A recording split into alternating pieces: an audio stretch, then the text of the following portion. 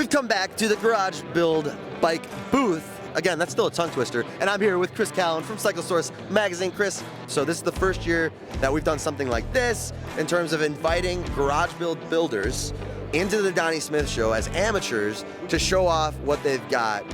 What do you think so far of what we've got going on this year? You know, man, I love it, and I tell people all the time about Dennis Kirk, like, it's so special that you guys have invested so much passion and energy into that, you know, never mind the resources or anything, because in the garage is really where all this stuff comes from.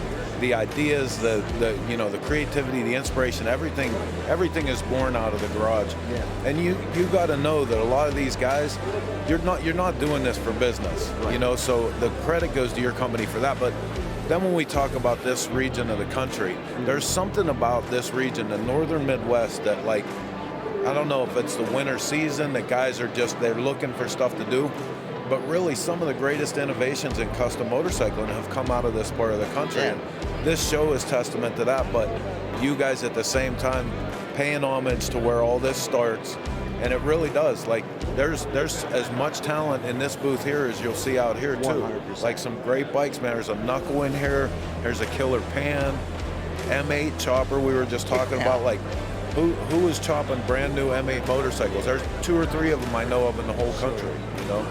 So it's great. I think it's a beautiful thing. You really nailed it on the head there. You know, the talent just in this little booth that we've got this year for the showcase of, you know, all these bikes are part of the GarageBuildcom program. And so they've joined the program, they're showing off their ride, and these are amateur bike builders. That being said, I cannot speak to these amazing machines the way that you can. So if you wouldn't mind giving you the microphone here and just kind of walk around what you think of what's in front of us.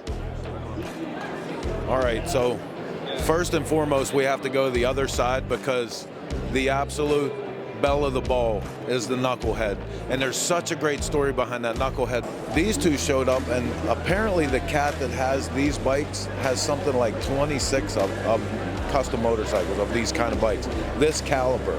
And I mean, they're two, you know, of the day to grab an Evo because they were bulletproof, throw it in something like this, you know, it's working man style custom motorcycle that he's taken, you know, to the absolute top. The paint is beautiful, the chrome, the way he's done everything. We're actually going to take this brown and gold one straight to the pages of CycleSource. This is one of my favorite bikes in the entire show this year. But they're, like, you know, talking about the M8 again. Who's chopping M8s already? Oh man, it's amazing. It's just really cool, you know, again, to give the credit to the guys that are doing this, because there's no TV cameras in the garages around the country. Like, they're not doing it for the fame and glory. They love this stuff. So good for you guys.